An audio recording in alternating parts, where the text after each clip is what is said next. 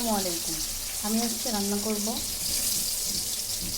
চুই ঝাল দিয়ে একটা পাতলা খিচুড়ি।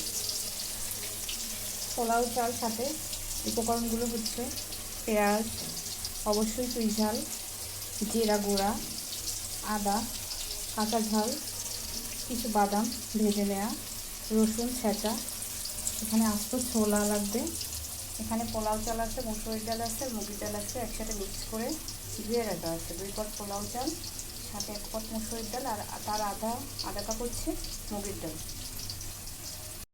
আজ আমি রান্না করব সব ছেঁচা মশলা দিয়ে খিচুড়িটা, ব্লেন্ড করা না, সব কিছুই। এখানে জিরাটা আছে আধ ভাঙা করা, আদাটা আছে ছেঁচা, রসুনটাও ছেঁচা আছে, পেঁয়াজটা আছে কুচি কুচি করে কেটে নেওয়া, বাদামটা আমি একটু ছেঁচে দিব। প্রথমে আমি তেজপাতা ফোড়ন দিব আর একটু শাহি জিরা, একটু হিং দিব, পেঁয়াজ দিয়ে দিব,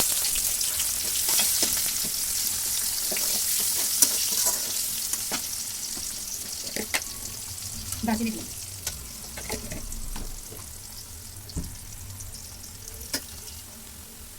একে একে সব মশলাগুলো আমি দিয়ে দিব।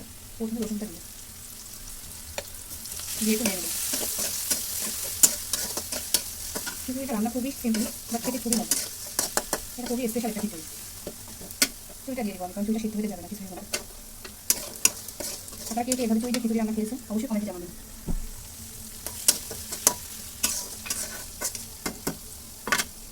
আদাটা দিয়ে দিব, জিরাটাও দিয়ে দিব, কাঁচা ঝালটা দিয়ে দিলাম, বাদামটা আমি সবাই শেষে দেবো যাতে বাদামটা পিছনে থাকে। ছোলাটা দিয়ে দিব আমি,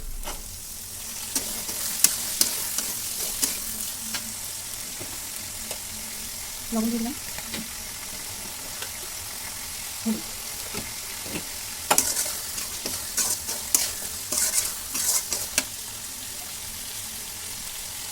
পানি দিয়ে একটু কষিয়ে নেব।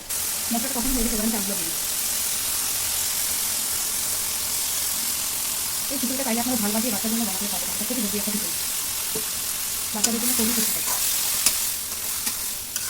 যেহেতু আমি বাচ্চা সবাই রান্না করছি তাই এখানে একটু এই ব্যবহার করেছি, ভালোভাবে করেছি।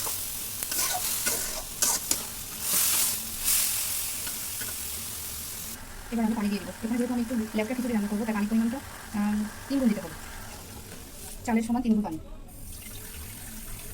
অর্থাৎ 1 কাপ চাল হলে 3 কাপ পানি।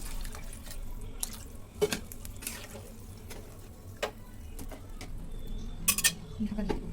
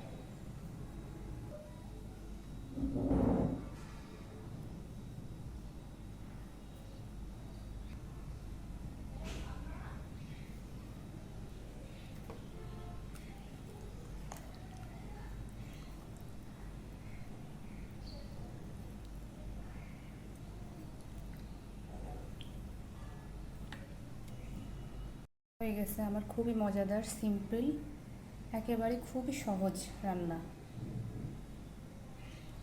আস্ত ছোলা দিয়ে ছেঁচা মশলা দিয়ে পাতলা খিচুড়ি, এটা এমনিতেই একাই অনেক টেস্টি। তারপরে আমি ডেকোরেশনের জন্য একটু সাজিয়ে নিলাম গরুর মাংস, কাঁকরোল ভাজা, পেঁয়াজ, কাঁচা ঝাল, লেবু, শসা।